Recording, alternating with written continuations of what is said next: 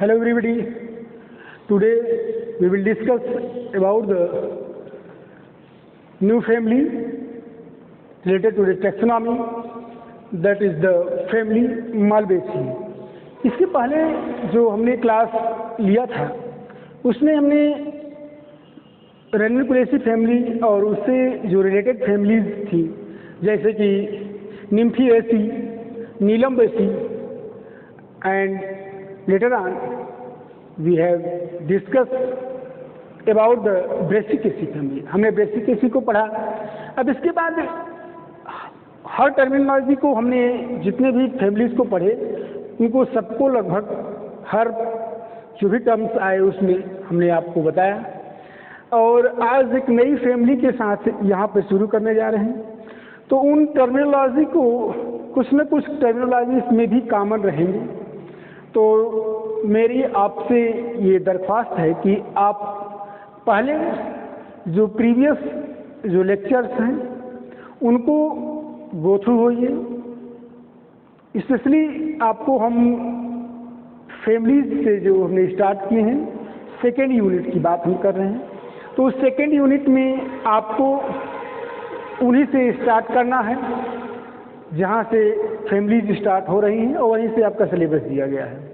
और उन सिलेबस में जब आप 2-3 फैमिलीज जो हमने पढ़ाए हैं उनको आप गो थ्रू हो जाएंगे तो फिर आपको आगे के जितनी भी फैमिलीज हैं उनको स्टडी करने में, गो थ्रू करने में आपको बहुत ज़्यादा सहायता मिलेगी.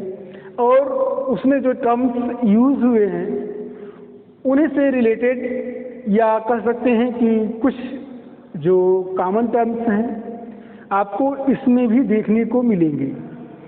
अब देखिए कि थोड़ा सा इसमें थोड़ा उतना लाइट दिखा नहीं रहा है लेकिन फिर भी हम आपको एक एक टर्म्स को समझाते चलेंगे जिससे कि आप सभी से रूबरू हो सकें. तो सबसे पहले हम ये कहना चाहते हैं कि ये फैमिली मालवेसी जिसका कि हमारे दैनिक जीवन में बहुत ही ज़्यादा उपयोग है इकोनॉमिकली और आप ऑर्नामेंटली भी कर सकते हैं कि इसमें ऑर्नामेंटल जो भी चीज़ें हैं जो यहाँ से इसमें औषधियों के रूप में भी प्राप्त होती हैं जो भी इसके प्लांट से किसी भी पार्ट से उसका हमारे जीवन में बहुत ही अहम रोल है.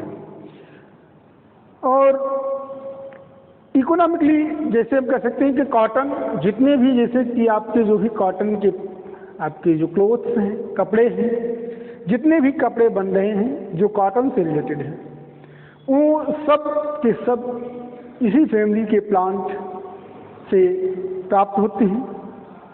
और इसी कारण से इस फैमिली को हम दूसरे नाम कॉटन फैमिली के नाम से भी जानते हैं. तो सबसे पहला जाहिर सी बात है आप जानते हैं कि आपके फर्स्ट पेपर का जो भी क्वेश्चन एराइज करने का जो तरीका है या जैसे क्वेश्चन पूछे जाते हैं आपके फर्स्ट पेपर में टोटली आपका ऑब्जेक्टिव ही क्वेश्चन पूछे जाते हैं. तो इसमें आपको जितने भी पॉइंट दिए गए हैं वो सब ऑब्जेक्टिव के लिहाज से हर पॉइंट बहुत इम्पोर्टेंट है और आपको उससे रूबरू होना है. तो इस तरीके से आपको मालवेसी को जो फैमिली मालवेसी है उसको हम कॉटन फैमिली के नाम से भी जानते हैं. और कॉटन फैमिली के नाम से किस लिए जानते हैं अब इसको आपको खुद हमने पहले ही बता दिया क्योंकि इससे कॉटन प्राप्त होता है और कॉटन प्राप्त होने के कारण इसको हम कॉटन फैमिली के नाम से जानते हैं. अब दूसरी चीज़ कि बहुत ये ब्रॉड फैमिली नहीं है, बहुत इसका रेंज नहीं है, ये बहुत लिमिटेड प्लांट्स इसमें पाए जाते हैं और इस कारण से इस फैमिली को कहा जाता है कि very small, relatively small family in comparison to the other families, that is the related to the dicots. जो भी डाइकॉट्स में जो और फैमिलीज हैं उन फैमिलीज से कंपैरिजन में ये थोड़ा सा स्मॉल फैमिली है। इसमें जो प्लांट की संख्या है ये बेसिकली कम है, लिमिटेड है। तो इस तरीके से इसको हम स्मॉल फैमिली के नाम से भी जानते हैं कि ये एक स्मॉल फैमिली है किसके कंपैरिजन में अदर जो भी है। और तीसरा पॉइंट आपको यहाँ से देखना है कि ये आपका दिया है कॉस्मोपॉलिटन एक्सेप्ट आर्कटिक रीजन, मतलब कि सर्वव्यापी है, हर जगह पाया जाने वाला है। ठीक है, ये कॉस्मोपॉलिटन शब्द का जो मीन्स है, इसका मतलब है कि ये हर जगह पाया जाता है। ये ऐसा पौधा है आपको ज़ेरोपेटिक कंडीशंस में भी, मेसोपेटिक कंडीशंस में भी पाए जाते हैं और लगभग सभी लैटिट्यूड्स पर आपको देखने को ये मिलेंगे। हाँ, बस एक्सेप्शंस आपको ये बताना है, ये जानना है कि ये जो आर्कटिक रीजन है यहाँ पर ये नहीं। जैसा कि आपको आर्कटिक रीजन मतलब कि जो टुंड्रा जो प्रदेश है जहाँ पर बर्फ से ढके पहाड़ हैं, ठीक है, उन बर्फ से भरे ढके पहाड़ों पर ये जो है नहीं पाए जाते हैं। तो जाहिर सी बात है कि ये आर्कटिक रीजन में ये अपना हैबिटेट नहीं बनाते हैं। तो इस लिहाज से आपको ये समझ लेना है कि ये this family is a totally cosmopolitan family, that all the plants related to this family is found at all the places except the Arctic region, that means to the tundra region, जिसे हम tundra states कहते हैं, tundra प्रदेश के नाम से जाना जाता है। अब हम जैसा कि सभी फैमिलीज में हम पढ़ते आए हैं कि सबसे पहले हम उस फैमिली की कुछ कॉमन कैरेक्टर्स इंफॉर्मेशंस को हम पढ़ते हैं और इसके बाद हम सीधे आ जाते हैं उसके सिस्टमेटिक पोजीशन। तो ये सिस्टमेटिक पोजीशन है क्या, जैसा कि हमने प्रीवियस लेक्चर्स में भी हमने बताया है कि ये जो सिस्टमेटिक पोजीशन है ये किसी प्लांट का टैक्सोनॉमी कल जो सिस्टम्स है, क्लासिफिकेशन का जो सिस्टम है, उसको यहाँ पर रिप्रेजेंट करता है। तो टैक्सोनॉमिक व्यू से इस फैमिली को हम किस डिवीजन से बिलोंग करते हैं, किस सब डिवीजन से बिलोंग करते हैं और किस क्लास, सब क्लास, सीरीज, ऑर्डर, फैमिली से हम को रिलेट करते हैं। तो इन सब चीज़ों को देखते हुए सिस्टमेटिक पोजीशन की महत्ता यहाँ पे बहुत ज़्यादा बढ़ जाती है। ये आपका सिस्टमेटिक पोजीशन है। अब उस सिस्टमेटिक पोजीशन में जैसे जो भी टर्म्स आएंगे उन सब टर्म्स को हम यहाँ आपको कोरिलेट करते हुए बताते हुए चलेंगे। सबसे पहले आप देखिए, ये है सब सिस्टमेटिक पोजीशन में डिवीज़न। तो डिवीज़न क्या है? Spermatophyta. Spermatophyta means seed bearing plants. तो division seed bearing plant means कि जो प्लांट किंगडम है उनमें से from algae to gymnosperms till pteridophyte. Gymnosperm को अगर छोड़ दिया जाए सिर्फ टेरिडोफाइट तक, एल्गी टू टेरिडोफाइट, जैसा कि आप प्रीवियस में अपने जो क्लास है बीएससी फर्स्ट ईयर में आप पढ़ चुके होंगे। तो एल्गी, ब्रायो, टेरिडो, ये सब जो हैं ये सीड बियरिंग प्लांट नहीं है। सीड बियरिंग प्लांट में आपको जिम्नोस्पर्म से शुरू होता है, लेकिन हालांकि वो फ्रूट बियरिंग नहीं होता है, नेकेड सीड होते हैं। जिम्नोस्पर्म मतलब कि जो सीड्स हैं, जिम्नोस मीन्स टोटली नेकेड। तो यहाँ पर हम जिस स्पर्मेटोफाइटा मतलब सीड बियरिंग प्लांट को तो पढ़ेंगे, सीड बियरिंग प्लांट को हम मीन्स जिम्नोस्पर्म में भी पढ़ रहे हैं, लेकिन हम किस सीड बियरिंग प्लांट की बात यहाँ पे कर रहे हैं मतलब ये सब डिवीज़न को जब हम उसको देखेंगे, सब डिवीज़न मीन्स एंजियोस्पर्मी, मतलब ये जो सीड बियरिंग प्लांट है ये आपके एंजियोस्पर्मी से रिलेटेड है। Seed bearing plant related to angiospermae, मतलब कि इसमें जो सीड है ये फ्रूट से कवर है, कवर अप किए गए हैं। तो इस तरीके से हम यहाँ पर क्लेरिफाई हो गए कि seed bearing plant that is the angiospermae, ANGIO, angiospermae. अब हम अगला पॉइंट देखते हैं, दैट द क्लास। तो क्लास क्या है? क्लास डाइकोटिलेडोनी, मतलब कि ये जो फैमिलीज हैं इसको डाइकॉट के अंतर्गत पढ़ता है या इनको रखा गया है। Either you will find it in the Bentham and Hooker classification और in the phylogenetic system classification like the Engler-Pentel, Hutchinson's, Takajan, Conquest and so on। इन सब के क्लासिफिकेशन को भी अगर आप देखेंगे तो ये डाइकॉट में ही ये फैमिली रखी गई है, जानी जाती है। अब हम आते हैं अगले पॉइंट पर जिसे हम कहते हैं सब क्लास। ठीक है, क्लास के बाद है सब क्लास। सब क्लास किससे रिलेटेड है? पॉलीपिटेली। अब पॉलीपिटेली मीन्स हमने पहले भी बताया था कि जब पॉली शब्द लग जाए कहीं पर तो पॉली शब्द जुड़ जाने से इसका मतलब है कि जो पिटल्स हैं पॉलीपिटेली, दो वर्ड से मिलकर बना हुआ है, पॉली प्लस पिटेली। तो इन दोनों वर्ड्स को मिला करके हम पॉलीपिटेली कहेंगे। और पॉली मीन्स फ्री। क्या फ्री? पिटल्स। तो ये जो पिटल्स हैं ये कैसे हैं? फ्री हैं। They are not united together, ये एक दूसरे से जुड़े नहीं हैं। अगर जुड़े होते तो यहाँ पर इस पॉली की जगह पे हम गैमो शब्द लिखते हैं, GAMO। क्या लिखते हैं? GAMO, गैमो शब्द।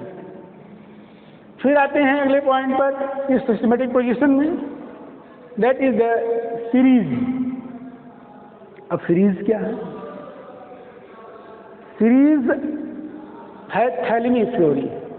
जैसा कि आपके डाइकॉट्स में यहाँ से रेनल्स से आप शुरू किए हुए हैं, तो आपको देखना होगा कि ये जो है थैलेमी फ्लोरी के अंतर्गत ही ये सीरीज इसका, क्योंकि जो नेचुरल सिस्टम ऑफ क्लासिफिकेशन है इसमें आपको देखने को मिलेगा कि जो भी जो शुरू में जो प्रिमिटिव फैमिलीज हैं या ऑर्डर्स हैं, रेंडल्स, उनको हम थैलेमी फ्लोरी के अंतर्गत इस सीरीज में, जो कि सब क्लास का एक पार्ट है।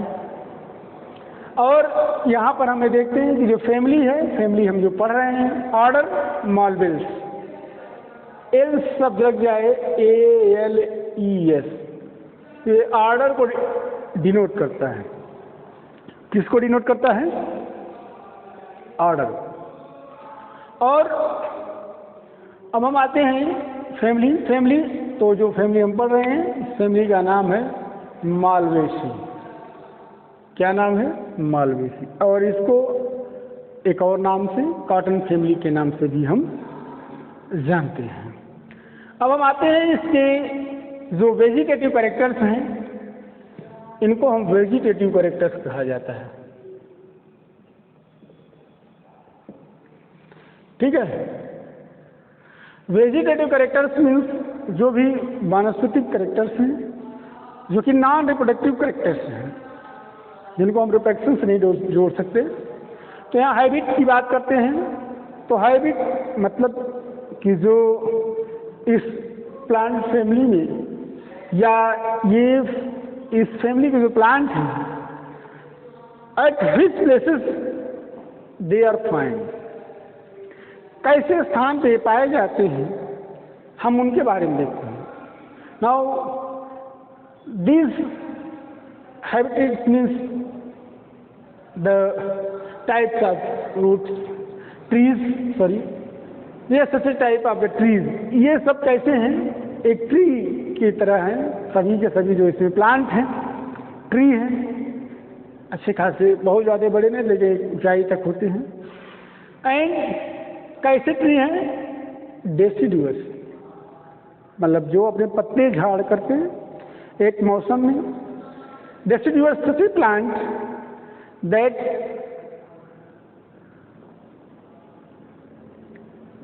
मतलब कि दैट डेसिडुअस देयर लीव्स, मतलब कि जो अपने जो लीफ को हैं वो क्या हो जाए?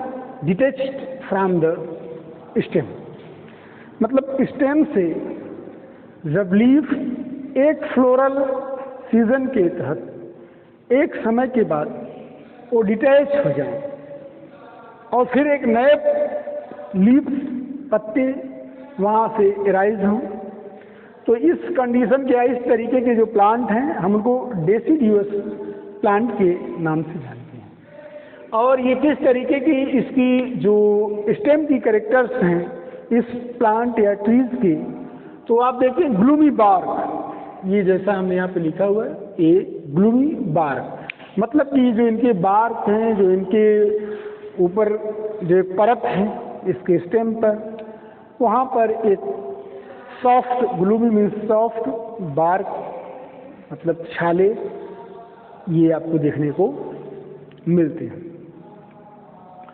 फिर अब हम देखते हैं कि रूट के बारे में। अब जैसा कि एक ट्रेंड चला आ रहा है, बेसिकली हमने जिस चीज़ को आपको बताया कि ये रूट किस तरीके के होते हैं इसमें, तो आप देखिए कि जो रूट है इसमें टैप रूट है। क्यों टैप है? हमने शुरू से ही बताया था कि जो भी डाइकॉट फैमिली है उसमें जो भी रूट्स पाए जाएंगे वो टैप रूट। टैप रूट का मतलब होता है कोई एक सिंगल रूट, मतलब at the time of germination जो यहाँ से राइम जो है रूट एपिकल मेरिस्टेम से कोई एक रूट सिस्टम एराइज होता है और उससे कुछ जो है एसोसिएटेड सेकेंडरी रूट्स हैं, ठीक है। प्राइमरी, ये प्राइमरी रूट है और ये सेकेंडरी रूट है। इस तरीके से ये जो रूट्स हैं ये टैप रूट है। और यहीं पर आपको हम बता दे रहे हैं एडवेंटिशियस रूट, ये टैप है। और फिर आपको यहीं पे बता दे रहे हैं एडवेंटिशियस रूट्स, और एडवेंटिशियस रूट्स में आपको देखने को मिलेगा कि जो रूट्स हैं वो कोई किसी रूट एपिकल मेरिस्टेम से कोई एक सिंगल रूट नहीं राइज होती। यहाँ से बहुत सारे रूट राइज होते हैं और बहुत सारी रूट्स राइज होने के कारण इस तरीके को हम ये झकड़ाजड़ या एडवेंटिशियस रूट,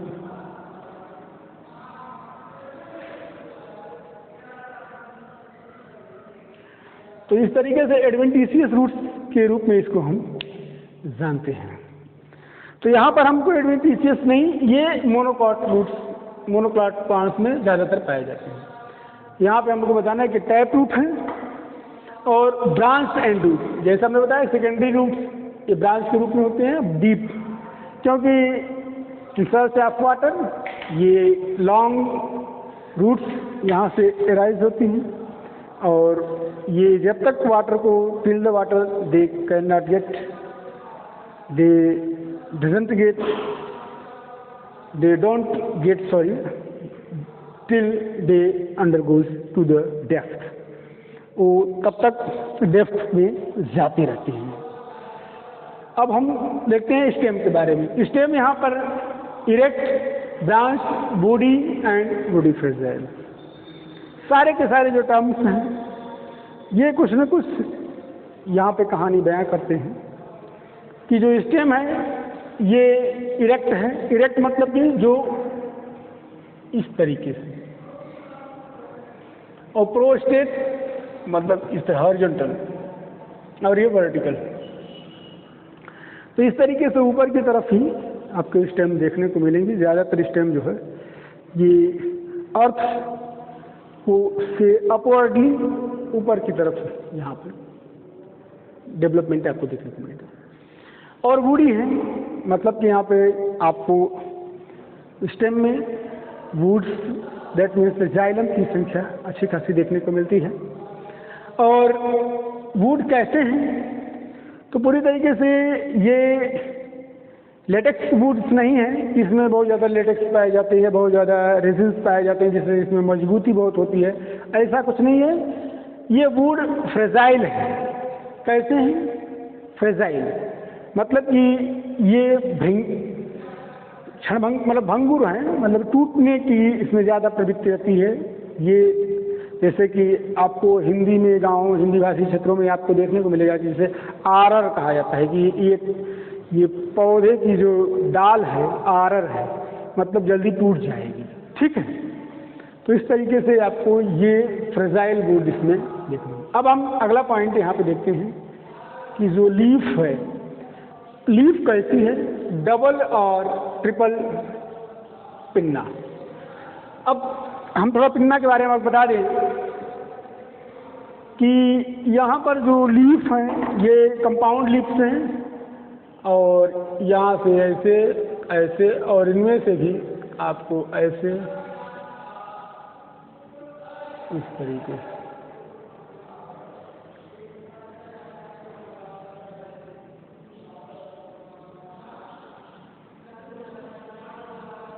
आप कॉटन या मनवा रुई के जो पौधे की जो लीफ है आप उसको देखेंगे तो आपको देखने को मिलेगा कि ये इस तरीके से पिन्ना उसमें देखने को मिलेंगे। और कंपाउंड लीफ है अल्टरनेटिव एंड स्टिपुल। तो स्टिपुल जो होते हैं ये कैसे हैं? रिड्यूस्ड है। ये अल्टरनेटली है, मतलब कि यहाँ से ये अल्टरनेट करके ये इनका डेवलपमेंट होता है। तो यहाँ पर ये स्टिपुल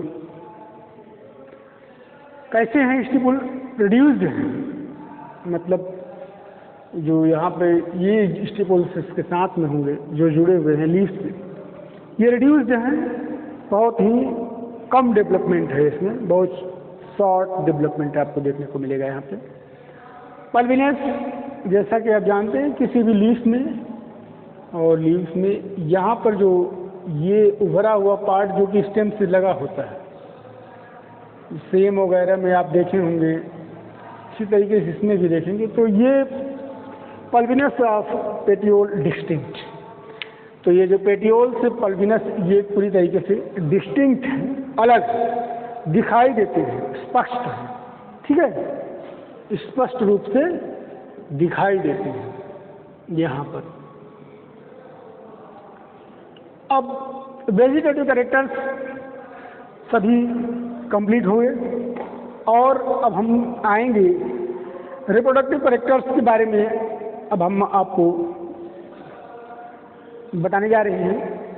तो रिप्रोडक्टिव कैरेक्टर्स में सबसे पहले आपको इन्फ्लोरेसेंस के बारे में बताएंगे, और इन्फ्लोरेसेंस में मतलब पुष्पक्रम, किस तरीके से जो फ्लावर्स हैं ये एक दूसरे से किसी जो एक्सिस है, जो फ्लोरल एक्सिस है, ये पुष्प का क्रम किस तरीके से उस एक्सिस पे जुड़ा हुआ है।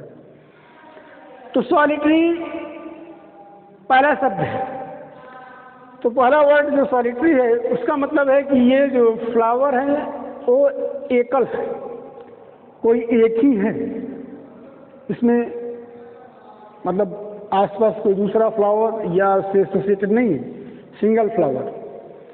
एक्सिलरी ऑब्लिक टर्मिनल, ये देखिए एक्सिलरी ऑब्लिक टर्मिनल, मतलब कि सबसे लास्ट में स्टेम की एंडिंग हो रही है, वहीं पर इन्फ्लोरेसेंस पाया जा रहा है लास्ट पर, और इसलिए उसको टर्मिनल पोजीशन भी कहा जा सकता है। ठीक है, सम टाइम रेसिमोस, ये तो अगर टर्मिनल है तो साइमोस की कैरेक्टरिस्टिक, ज़्यादातर कैरेक्टरिस्टिक कैसी है, साइमोस की है। हमने पिछले वीडियोस में जो आपको पढ़ाया है, किसी भी आप फैमिली, चाहे रेनुक्लेसी, निम्फिएसी, नीलम्बुलेसी एंड ब्रेस्केसी आल्सो, किसी में आप देखेंगे तो हमने सभी में ये आपके रेसिमोस और साइमोस दोनों के बारे में बताया है। तो ये ज़्यादातर जो अगर टर्मिनल है, एक्सिलरी है, फ्लावर और इन्फ्लोरेसेंस, तो हम उसको साइमोस कंडीशन कहते हैं। अगर एंडिंग किसी फ्लावर से हो रही है, किसी भी स्टेम की या फिर किसी भी इन्फ्लोरेसेंस, ठीक है, और एंडिंग किसी फ्लावर से नहीं हो रहा है, अनियमित ढंग से इर्रेगुलरली ये चलते जा रहे हैं, तो हम इसको रेसिमोस कंडीशन कहेंगे, ठीक है। अब बात आती है फ्लावर की। इन्फ्लोरेसेंस को हमने पढ़ा कि किस क्रम पे फ्लावर एसोसिएटेड है, किस तरीके से अपने आप को व्यवस्थित किए हुए हैं। अब हम उस व्यवस्था में उस एक पर्टिकुलर फ्लावर के कैरेक्टर को पढ़ेंगे। तो उस पर्टिकुलर फ्लावर में सबसे पहले आप देखिए कि जो फ्लावर है पेंटामिरस है, मतलब जो उसमें चक्र हैं, जो इसमें पिटल्स हैं, कितने हैं, 5 इन नंबर। पेंटा मीन्स 5, तो उसमें टोटली संख्या आपको 5 पिटल्स देखने को मिलेंगे। और उन 5 पिटल्स को देखेंगे तो आपको लगेगा कि ये किस तरीके से अपने आप को, किस एस्टिमेशन से they are arranged together, represent together as a flower. फिर next point, that is the bisexual. Bisexual means कि जो फ्लावर हैं ए हर्माफ्रोडाइट हैं, हर्माफ्रोडिट, मतलब कि इसमें मेल और फीमेल जो सेक्स ऑर्गन्स हैं किसी एक फ्लावर पर ही पाए जाते हैं। हाइपोगाइनस मतलब कि जो कैलिक्स, कोरोला, ये पहले है, उसके बाद जो है फ्रंट पे आपको ओवरी है। तो फ्रंट पे ओवरी के कारण इस कंडीशन को हम हाइपोगाइनस कंडीशन कहते हैं। और ऑफिन कलर्ड, फ्लावर कैसे हैं, कलर्ड हैं, मतलब कलरफुल हैं। और साइक्लिक एंड वेलवेट एस्टिवेशन, मतलब जो फ्लावर्स हैं एक वेलवेट सॉरी, वेलवेट का मतलब होता है कि ये सीरीज में बिना किसी अप एंड डाउन पे सारे जो पेटल्स हैं, चाहे सिपल्स हैं, ये एक सीरीज में देखिए यहीं पर आपस में अरेंज्ड है। वेलवेट में कोई अप एंड डाउन नहीं है, यहाँ अंदर बाहर की नहीं कि दो सिपल अंदर जो बाहर। तो यहाँ पर जो कंडीशन है ये वेलवेट एस्टिवेशन आपको देखने को मिलेगा इस फ्लावर में। फिर हम आते हैं इपिकैलिक्स पर। इपिकैलिक्स क्या है? ए whorl of 2 or more involucral bracteoles form epicallix। अगर जो ब्रैक्ट्स हैं वो 2 या 3 सीरीज में वॉल्स में अपने आप को एडजस्ट करते हैं बाहर की तरफ, फ्लावर से बाहर की तरफ, मतलब कि पेटल से बाहर की तरफ। तो 2-3 सीरीज में 2 वॉल्स में अगर स्पेसिफिसिटी प्रेजेंट है तो एक उस कंडीशन को हम इपिकैलिक्स कंडीशन कहते हैं। ठीक है, जो ब्रैक्टियोल्स हैं 2-3 वॉल्स में अपने आप को 2-3 घेरे में अपने आप को एडजस्ट किए हुए रहे। लेकिन ये यहाँ पर आपको एक याद करने वाली चीज़ है, इसको एक्सेप्ट एब्यूटिलॉन, मतलब आप देखिए ABUTILON।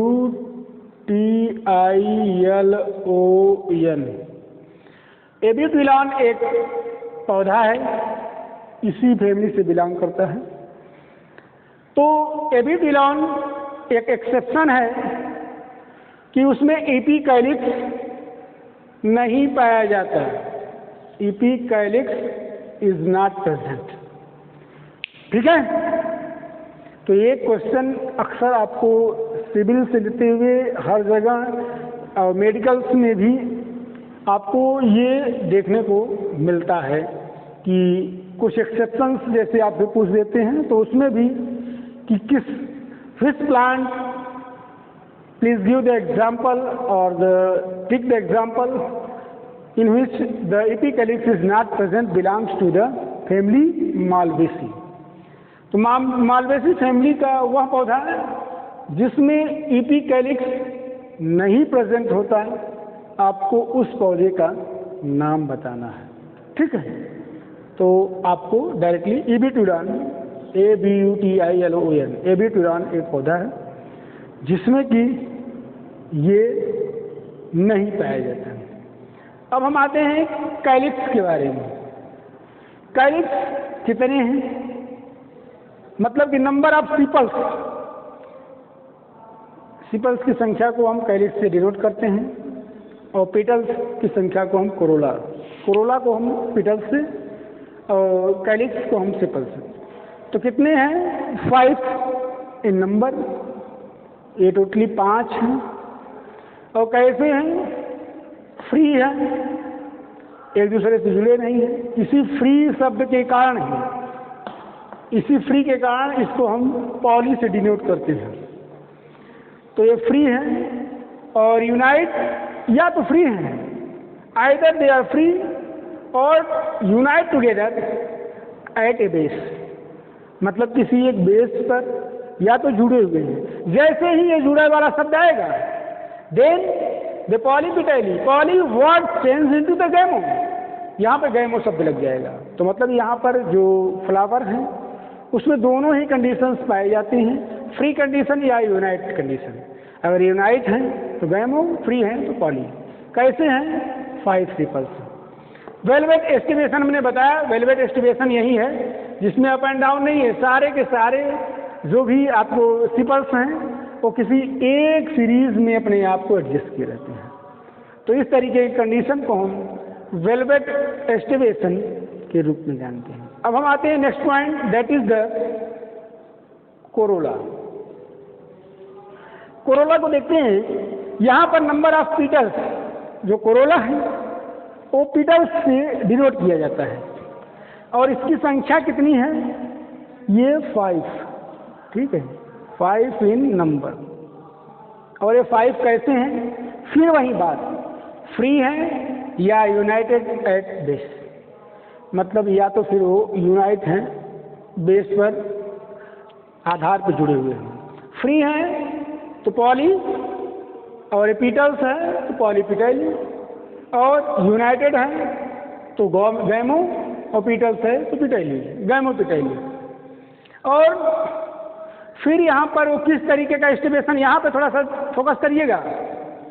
ये वेलवेट एस्टिमेशन है जैसा कि हम यहाँ पे दिखाए हुए हैं, लेकिन यहाँ पर जब आप पीटल्स को देख रहे हैं तो ये वेलवेट न हो करके ट्विस्टेड है। ट्विस्टेड को ही हम कंटोर्टेड भी कहते हैं, आप कहीं कहीं किताबों में कंटोर्टेड भी देखेंगे। तो ट्विस्टेड का मतलब है एक पीटल, दूसरा पीटल, तीसरा पीटल, चौथा पीटल और ये 5वां पीटल। अब जितने पीटल्स हैं आप इनको इस तरीके से थोड़ा सा डेकोरेटेड ढंग से इसको बता सकते हैं कि ये किस तरीके से ये अपने आप को यहाँ पर, ये खास पहचान है फैमिली मालवेसी की, इसमें वेलवेट या कंटोर्टेड कोरोला पाया जाता है। तो इस तरीके से आपको वेलवेट और ये ट्विस्टेड और कंटोर्टेड, इसी को कंटोर्टेड कहा जाता है। तो अब दोनों ही कंडीशन आपको समझ में आ गई होगी, आई होप। अब हम अगला पॉइंट, जो लास्ट पॉइंट है, ये अभी तक का जो यहाँ पे हमने पढ़ाया है उसमें एंड्रोइसियम। तो एंड्रोइसियम मीन्स आपको मेल रिप्रोडक्टिव पार्ट के बारे में पढ़ना है। और मेल रिप्रोडक्टिव पार्ट कितने हैं इसमें, तो जैसे कि आप कैलिक्स को सिपल्स, कोरोला को पीटल्स, इसी तरीके से एंड्रोइसियम को आपको स्टेमेन से डिनोट करना होता है। किससे? स्टेमेन से। और इनकी संख्या कितनी है? न्यूमरस, बहुत ज़्यादा संख्या में है। स्टेमेन्स की संख्या अनलिमिटेड है। और कैसी कंडीशन है? आपको स्टेमिनल ट्यूब फॉर्म बाय, ये एक स्टेमिनल ट्यूब है, अभी आप बनाएंगे यहाँ पर। अब ऊपर के जो चीज़ें हैं थोड़ा मिटा करके अभी बताते हैं कि जो स्टेमिनल ट्यूब है कैसा होता है, फिर हम आगे बढ़ेंगे। तो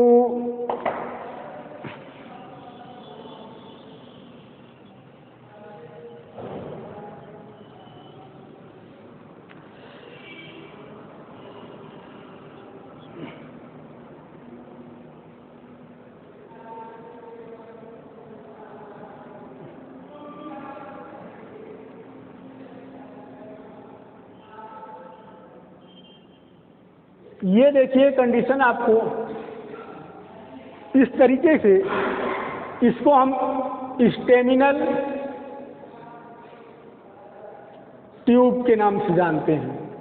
और ये जो एंथर्स हैं इन्हीं को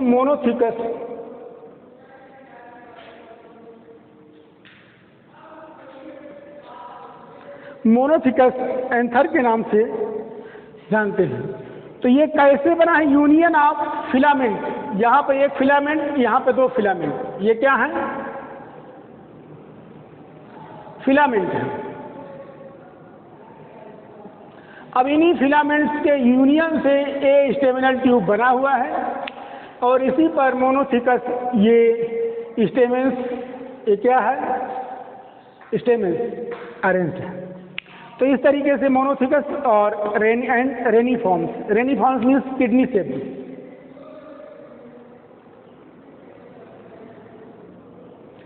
किडनी शेप, ये देखिए इस तरीके से सभी जो हैं ये इन कंडीशंस में आपको देखने को मिलेंगे। ये किडनी के रूप में आपको दिखाई देंगे, इसलिए इसको रेनिफॉर्म्स कहा जाता है। तो इस तरीके से ये सब आपको एंड्रोसियम तक हुआ। अब हम आगे चलते हैं। Let's move to the next part of the floral characters, that is the gynoecium. After completing the endoecium, that means the number of numerous of the stamens that I have already studied, and on this basis how the stabilizations are found in the endoecium, that means the twisted type ka, and the filaments, two filaments united together and forms a staminal tube. And at their staminal tube, I have seen here in the figure that some kidney forms of the stamens are associated and in alternate way. ये हमने आपको एंड्रोइसियम में बताया कि किस तरीके से जो स्टेमेंस थे वो अपने आप को एसोसिएट किए और जोड़ करके देखे हुए थे और पेट से जुड़े हुए थे, और वो रेनिफॉर्म और किडनी शेप में वो रिप्रेजेंट कर रहे हैं। अब हम उसके बाद लेक्चर को यहाँ से फिर स्टार्ट करते हैं कि हम गाइनोइसियम के बारे में स्टडी करेंगे। तो गाइनोइसियम, जैसा कि आप जानते हैं, जो हम स्त्रीधानी के रूप में जानते हैं कि जो फ्लावर का जो फीमेल पार्ट होता है उसको हम गाइनोइसियम के रूप में जानते हैं। अब जैसे कि हमने स्टेमेंस में, एंड्रोइसियम में स्टेमेंस को पढ़ा, और उसी तरीके से यहाँ कार्पेल्स को गाइनोइसियम में हम जो फ्लोरल कैरेक्टर्स है जिससे हम डिनोट करते हैं गाइनोइसियम को, उसको हम कार्पेल्स कहा जाता है। तो ये यहाँ पर देखिए कि कार्पेल्स की संख्या कितनी है।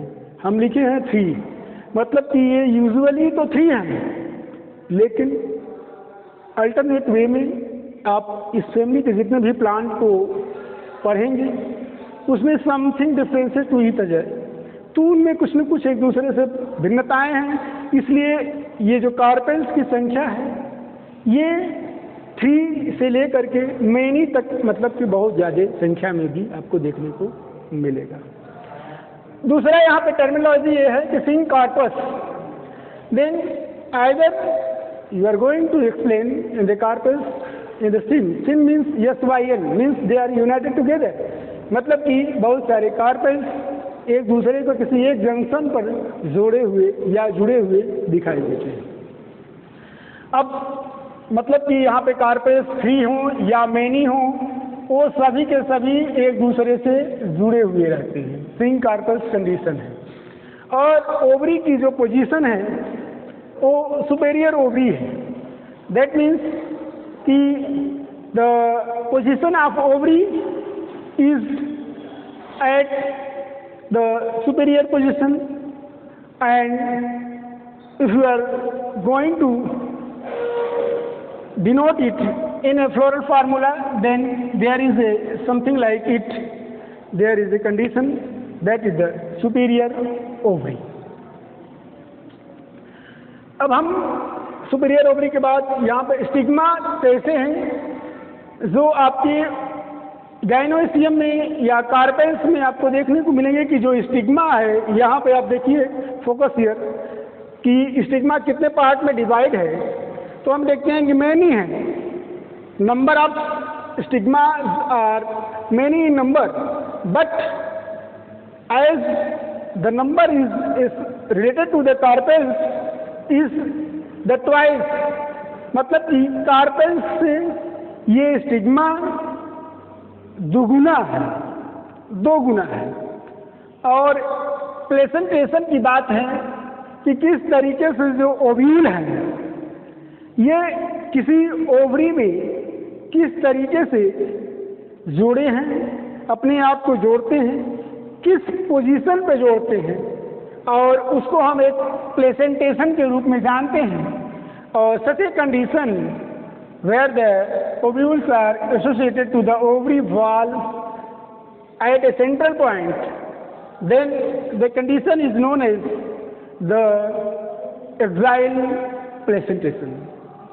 तो इस तरीके से आप अगर गाइनोइसियम के बारे में देखेंगे तो आपको लगेगा कि सारी जो भी कंडीशंस यहाँ पे अप्लाई हैं, चाहे वो कार्पेल्स की संख्या हो या कार्पेल्स के जो कैरेक्टर्स हैं या फिर पोजीशन ऑफ ओवरी है, स्टिग्मा है कि कितने नंबर्स में स्टिग्मा है, और स्टिग्मा कार्पेल से किस तरीके से रिलेटेड है, और जो प्लेसेंटेशन है। तो यहाँ पे आपको इन सब चीज़ों को फोकस करना होगा कि नंबर ऑफ स्टिग्मा क्या है, कार्पेल्स की संख्या क्या है, और पोजीशन ऑफ ओवरी क्या है, और प्लेसेंटेशन क्या है। किस तरीके का प्लेसेंटेशन आपको यहाँ पे देखने को मिलेगा, आप उस चीज़ को यहाँ पे फोकस करिए। तो सबसे पहले अगर किसी भी चीज़ को आप गो थ्रू हो रहे हो, आप उसको राइट डाउन कर रहे हैं, एक एक चीज़ों को नोट डाउन करिए और अपने नोटबुक में इस चीज़ को डिनोट करिए कि इन सब चीज़ों को हमको बेसिकली ग्रेस्प करना है, हमको रिमेंबर करना है, लर्न करना है, याद करना है। फिर हम एक वर्टिकल सेक्शन एक फ्लावर का लेते हैं और उस फ्लावर के वर्टिकल सेक्शन को लेने के बाद हम इस पर्टिकुलर फैमिली में जो फ्लावर हैं उनमें कौन कौन से कैरेक्टर्स या कौन कौन से पार्ट पाए जाते हैं, हम जरा उन पे फोकस करते हैं। Let's get a sight here that here is a petal. ये जो कलर्ड पार्ट है किसी भी हिबिस्कस रोज़ा साइनेंसिस को हमने यहाँ पे गुड़हल के फूल को यहाँ पे हमने एग्जाम्पल के रूप में लिया है। तो यहाँ पे एग्जाम्पल हिबिस्कस रोज़ा साइनेंसिस या हिबिस्कस फैमिली से जो भी रिलेटेड या जो भी स्पीसीज बिलोंग्स करती हैं उसमें से किसी एक कम ने लेकर के यहाँ पे आपको वर्टिकल सेक्शन दिखाया है। तो ये जो कलर्ड पार्ट है, इस कलर्ड पार्ट को हम क्या कहते हैं, पीटल्स के रूप में जानते हैं। और इसके बाद जो पीटल्स से जुड़ा हुआ आपका एक जो कैलिक्स टाइप का, ये देखिए एज ए कैलिक्स कहा जाता है, ठीक है। तो यहाँ पे कैलिक्स से ही रिलेटेड है। तो सुपीरियर ओवरी के कारण यहाँ पे आप ओवरी यहाँ देख सकते हैं, ये ओवरी वाला पोजीशन है, ठीक है। तो पीटल्स और सीपल्स ये कलर्ड पार्ट हैं, और सीपल्स जैसा आप जानते हैं कि ग्रीन कलर में आपको देखने को मिलते हैं, ग्रीन कलर में। तो पीटल्स और सीपल्स। इसके बाद यहाँ पर इसी ओवरी से, ये ओवरी है, यहाँ से ओवरी वाल है, और ये ओव्यूल है,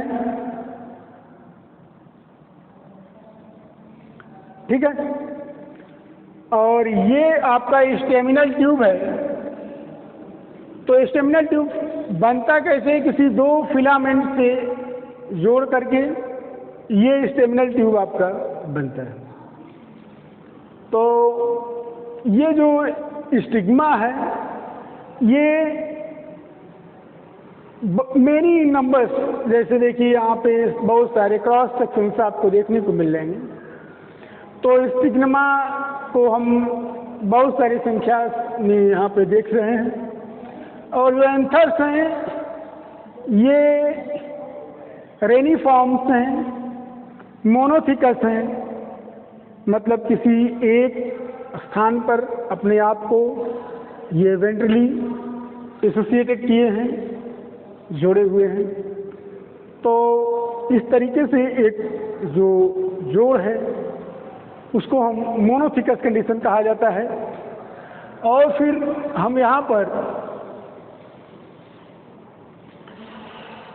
ये फ्लावर में एंथर हो गया, स्टिग्मा हो गया, staminal tube, petals, sepals, ovary, and last that is characters are found in the usually all the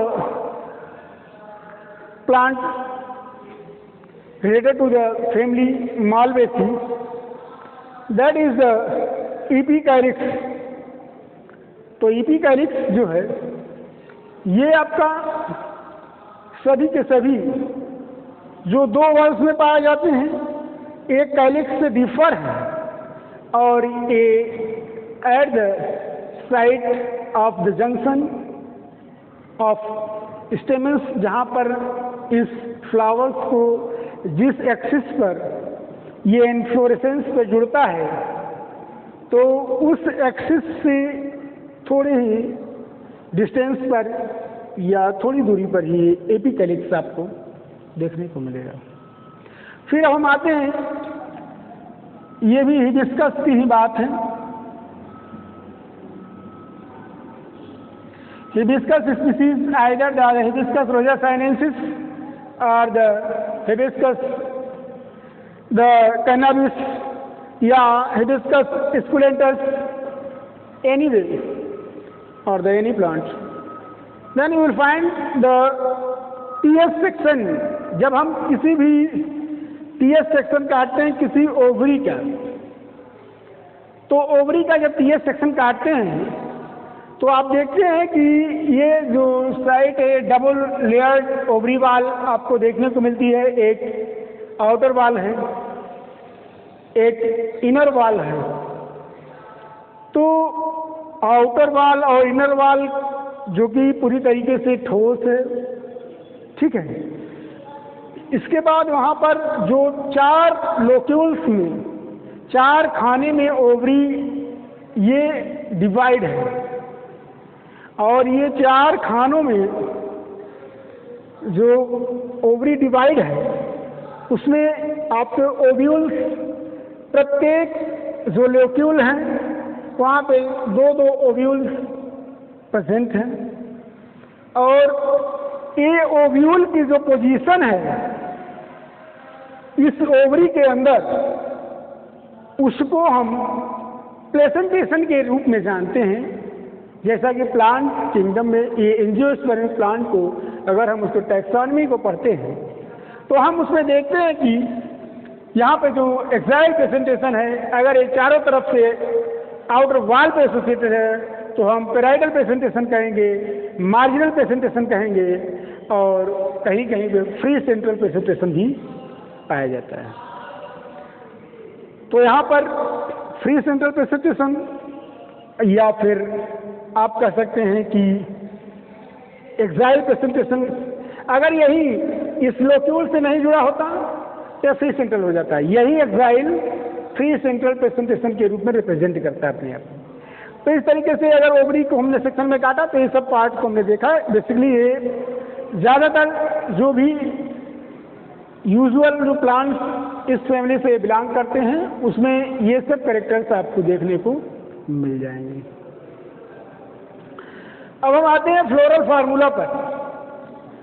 floral formula को आप देखिए, यहाँ पर ये सब साथ में ही है कि पहले आप देखिए ये जो डायग्राम में ये पहला जो डिनोटेशन है, you will find it that I have already discussed in the previous lectures, that was the related to families, that is the actinomorphic. If that all the floral part goes under to the transverse section and at any axis, then we'll find to the two equal halves. That is the actinomorphic condition. And second denotation, that means the male and female sex organs both are present at a particular flower. That means such a flower is the hermaphrodite flower, मतलब bisexual flower. यहाँ पे mail और female sex organs means एंडोएसियम, गायनोएसियम दोनों ही किसी एक flower पर ही represent होते हैं, फ्लावर पर प्रेजेंट होते हैं। तो इस तरीके से यहाँ पर आपको मेल और फीमेल फ्लावर को दोनों को डिनोट करने के लिए यहाँ पे हम इसको डिनोटेशन देते हैं। और इपिकैलिक्स जो 3 to 7 है, नंबर्स ऑफ इपिकैलिक्स 3 to 7, एंड ये सिंक कार्पस कंडीशंस में, मतलब ये एक दूसरे से जुड़े हुए हैं, मतलब कि डेमोस्टिपैलेस कंडीशन है ये। और टीपी अगर इस सेक्शन को हम देखते हैं तो आपको एबिट्यूलान को यहाँ पे एक्सेप्शन के रूप में दिखाना होगा। फिर यहाँ पे देखते हैं कैलिक्स की संख्या कितनी है, 3 to 5 है। जैसा कि हमने यहाँ पर कैलिक्स में पढ़ा कि 5 इन नंबर, मतलब कि यूजुअली 5 है, लेकिन हो सकता है कि ये 3 भी हो सकते हैं कहीं कहीं किसी प्लांट में जो कि इस फैमिली से रिलेटेड है। और फ्री कंडीशन है, अगर फ्री ना होता तो हम इसको ब्रैकेट में बंद कर देते, लेकिन हमने यहाँ देखा है फ्री है। फिर यहाँ पर कैलिक्स कोरोला कितना है, 5। ये यूजुअल 5 ही रहता है, तो इसमें 5 इन नंबर, और ये भी फ्री है, तो पॉलीपेटैलस कंडीशन है। फिर यहाँ देखते हैं कि एंडोएसियम कितना है, ये इन्फिनिटी, मतलब इसकी संख्या या नंबर नॉन कैलकुलेटेड है, मतलब इसमें बहुत ज़्यादा संख्या है, तो हम इसलिए इसको यहाँ पे इन्फिनिटी से डिनोट करते हैं। फिर यहाँ हम देखते हैं गायनोसियम कितना है, गायनोसियम की संख्या 3 to इन्फिनिटी है, मतलब कि यूजुअल में आप देखेंगे तो 3 ही हैं, लेकिन अगर उस तरीके से देखेंगे तो ज़्यादातर प्लांट में वेरी करते हैं, flower to flower, plant to plant, ये नंबर्स वेरी करते रहते हैं। तो यहाँ पे गायनोसियम 3 भी है यूजुअल में, और मैनी या इनडेफिनिट और इनफाइनाइट इन नंबर। और क्या है ये, सिंक कार्पस कंडीशन है। सिंक कार्पस कंडीशन आप यहाँ पे आप देख सकते हैं, गायनोसियम में हमने ऑलरेडी भी लिखा है कि सिंक कार्पस का मतलब है कि ये एक दूसरे से जुड़े हुए रहते हैं। तो और ये सुपीरियर ओवरी, जब हम ओवरी को सुपीरियर दिखाते हैं तो यहाँ पे गायनोइसियम के जी के नीचे एक अंडरलाइन कर देते हैं। अगर जी के अपर पार्ट में हम अंडरलाइन करते हैं तो इंफीरियर ओवरी को डिनोट करता है, और अगर जी के नीचे अंडरलाइन करते हैं तो हम इसको सुपेरियर ओवरी से इंडिकेशन का एक रिप्रेजेंटेशन है कि हम इसे सुपेरियर ओवरी के रूप में जानते हैं। फिर अब आते हैं फ्लोरल डायग्राम पर। तो फ्लोरल डायग्राम और फ्लोरल फार्मूला में पूरी तरीके से एक कह सकते हैं कि एक कोवैलेंट या फिर कोऑपरेटिव मैनर्स होने चाहिए कि जो यहाँ पे रिप्रेजेंट हो रहा है वही यहाँ पे दिखना चाहिए। आपने यहाँ देखा एक्टिनोमार्फिक, तो अगर हम इसको किसी भी रूप में ऐसे ऐसे या इस एक्सिस में किसी भी एक्सिस में अगर हम इसको सेक्शन काटते हैं तो हमें देखते हैं कि इसमें 2 इक्वल हाफ मिलेंगे, तो ये एक्टिनोमार्फिक कंडीशन है। फिर दूसरा कि इसमें मेल और फीमेल दोनों ही एक साथ किसी एक फ्लावर पे पाए जा रहे हैं, तो हम इसको हर्माफ्रोडिट या फिर कह सकते हैं कि ये आपका बाइसेक्सुअल फ्लावर्स हैं। ठीक है। फिर अब हम देखते हैं कि यहाँ पर एक कैलिक्स है बाहर की तरफ, भीतर की तरफ आपका कोरोला है। तो जो कैलिक्स की कंडीशन है वो वेलवेट इन एस्टिवेशन है, एक दूसरे से डायरेक्ट इसी तरीके से एसोसिएटेड है, जुड़े हुए हैं। तो एक कैलिक्स इस तरीके से। फिर ये आपका कोरोला जो है ट्विस्टेड है, कंटॉर्टेड है, और यहाँ पर फिर आप देखते हैं कि ओवरी पर नंबर ऑफ स्टेमेंस ये जुड़े हुए हैं। ये देखिए ओव्यूल्स हैं, अंदर ओव्यूल है, ये ओवरी बाल है। ठीक है, ये स्टेमेंस। तो इस तरीके से पूरी तरीके से ये फ्लोरल फार्मूला, फ्लोरल डायग्राम, ये एक जनरल फ्लोरल डायग्राम जो कि एक्सेप्शनल नहीं है, हम उसको आपको यहाँ पे दिखाने का कोशिश किए हैं। अब हम कुछ इसके इकोनॉमिक इम्पोर्टेंस को भी आप देखते हैं कि इकोनॉमिक इम्पोर्टेंस क्या है इसका। तो इसमें पहला प्लांट ये हिबिस्कस रोजा साइनेंसिस, इसको चाइना रोज या फिर चाइना रोज इसलिए कहते हैं कि इसकी ओरिजिन चाइना से है, इस कारण से हम इसको चाइना रोज कहते हैं। और इसे हम अपने देश भाषा में, भारत में इसको हम गुड़हल का फूल कहते हैं, देवी का फूल कहते हैं। और ये ऑर्नामेंटल औषधीय रूप से हमें ज़्यादा इसकी रेलिवेंसी है, तो इसमें औषधियों के रूप में से पाया जाता है। फिर दूसरा प्लांट है कि हिबिस्कस स्कुलेंटस, जिसको कौन नहीं जानता, लेडीज फिंगर, जिसको हम कहते हैं कि भिंडी, तो ये भी इसी से मालवेसी फैमिली से रिलेटेड प्लांट है। तो वेजिटेबल में आपको अगर सब्जियों में अगर आप देखते हैं तो लेडीज फिंगर को बहुत ज़्यादा महत्व है, डाइजेस्टिव फूड है। ये मसालेदार और नान बिना मसाले के भी आप इसको बना सकते हैं, और इसको ये हमारे लिए ज़्यादा इसका उपयोग है एज ए वेजिटेबल। फिर एल्थिया रोजिया, हमने ऑर्नामेंटल के रूप में एल्थिया रोजिया को देखा, और इस तरीके से एल्थिया रोजिया भी एक प्लांट है जो कि इस फैमिली से बिलोंग करता है। अगला है प्लांट मालवा सिल्वेस्ट्रिस, एक मेडिसिनल प्लांट है जिससे बहुत सारी औषधियाँ प्राप्त होती हैं। और last but not least that the hibiscus कैनाबिनस।